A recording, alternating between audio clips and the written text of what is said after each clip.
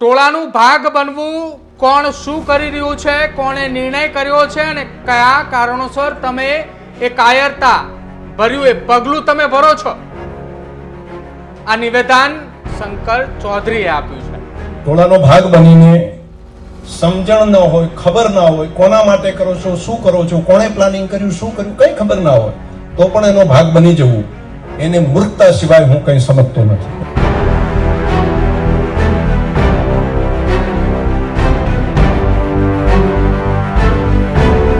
બાકી સુરવીરતા સિંહ જેવી હોય, સુરવીરતા ટોળાનો ભાગ બની જવું અને કોઈને નુકસાન કરવું એ કોઈ સુરવીરતા નથી. ટોળાનું ભાગ બનવું કોણ શું કરી રહ્યું છે, કોણે નિર્ણય કર્યો છે અને કયા કારણોસર તમે એ કાયરતા ભર્યું એ પગલું તમે ભરો છો, આ નિવેદન શંકર ચૌધરીએ આપ્યું છે. વિધાનસભાના અધ્યક્ષ અને થરાદના એ ધારાસભ્ય પાટણના એક કાર્યક્રમની અંદર બનાસકાંઠાની ઊણ ગામની બબાલને લઈને આડકતરી રીતે નિવેદન આપ્યું અને જેની ચર્ચા એ ગુજરાતની રાજનીતિમાં ફરી એકવાર શરૂ થઈ છે કે કેમ આટલા સમય સુધી બનાસકાંઠાની અને વાવ થરાદની અંદર ચૌધરી અને રબારી સમાજ વચ્ચે ચાલતી એ બબાલની અંદર શંકર ચૌધરીએ મૌન ધારણ કર્યું હતું.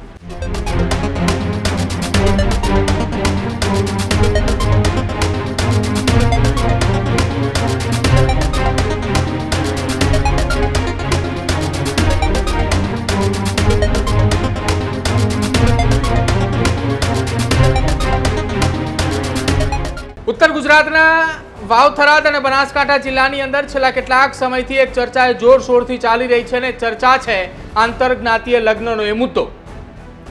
કિંજલબેન રબારીના આંતરજ્ઞાતીય લગ્ન બાદ રબારી સમાજને દીકરી તો પરત મળી, પરંતુ સામે પક્ષે ચૌધરી સમાજે પણ પોતાની દીકરી એ કંકુની પરત માંગ કરી. કંકુ ચૌધરીની માંગ કરતાની સાથે જ ચર્ચાએ ફરી એકવાર શરૂ થઈ કે શું ઉત્તર ગુજરાતની અંદર આંતરજ્ઞાતીય લગ્ન મુદ્દે મોટું ઘમાસાણ થશે.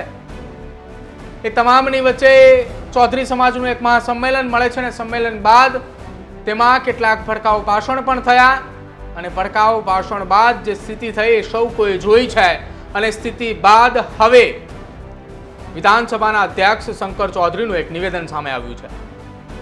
પાટણના એક કાર્યક્રમની અંદર વિધાનસભાના અધ્યક્ષ શંકર ચૌધરીએ નિવેદન આપતા કહ્યું છે કે કોણે એ આયોજન કર્યું હતું, કોના કહેવાથી એ થયું છે, ઉતાવળે કેમ પગલું ભર્યું અથવા તો કોનો એ દોરી સંચાર અથવા કોનો ઈશારો હતો, એને મૂર્ખતા ભર્યું પગલું કહી શકાય કે તમે એની અંદર ઝંપલાવ્યું.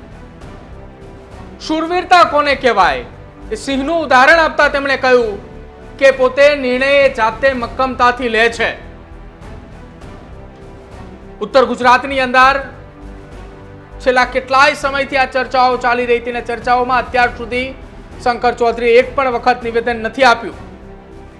જોકે કિંજલબેન રબારીએ પણ એ શંકર ચૌધરી પાસે મદદ માંગી હતી, પણ અત્યાર સુધી મૌન ધારણ કર્યું અને હવે આડકતરી રીતે તેમણે આ ઘટનાને લઈને નિવેદન આપ્યું છે અને નિવેદન આપતા ફરી એકવાર રાજનીતિ જે છે તે તેજ થઈ છે કે અત્યાર સુધી મૌન રહેલા શંકર ચૌધરીએ કેમ હવે આ ઘટના મામલે નિવેદન આપ્યું અને એ પણ આડકતરી રીતે.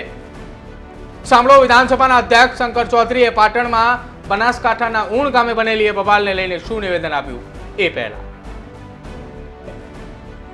ટોળાનો ભાગ બનીને સમજણ ન હોય, ખબર ના હોય, કોના માટે કરો છો, શું કરો છો, કોણે પ્લાનિંગ કર્યું, શું કર્યું, કઈ ખબર ના હોય તો પણ એનો ભાગ બની જવું, એને મૂર્ખતા સિવાય હું કઈ સમજતો નથી. એને માત્ર ને માત્ર મૂર્ખતા કહું છું. બાકી સુરવીરતા સિંહ જેવી હોય, એ નિર્ણય કરે, એની મક્કમતા હોય અને ઘણી વખત એને સંઘર્ષ કર્યા સિવાય જ એનું પરિણામ લાવી છે. સુરવીરતા એ કહેવાય. સુરવીરતા ટોળાનો ભાગ બની જવું અને કોઈને નુકસાન કરવું એ કોઈ સુરવીરતા નથી. એ તો કાયરતા હોય છે, પલાયનવાદ.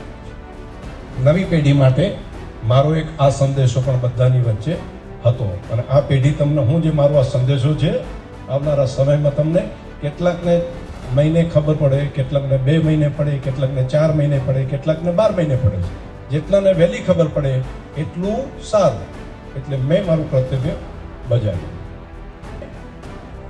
ટોળાનો ભાગ બનીને સમજણ ન હોય, ખબર ના હોય, કોના માટે કરો છો, શું કરો છો, કોણે પ્લાનિંગ કર્યું, શું કર્યું, કંઈ ખબર ના હોય તો પણ એનો ભાગ બની જવું, એને મૂર્ખતા સિવાય હું કંઈ સમજતો નથી. એને માત્ર ને માત્ર મૂર્ખતા કહું છું.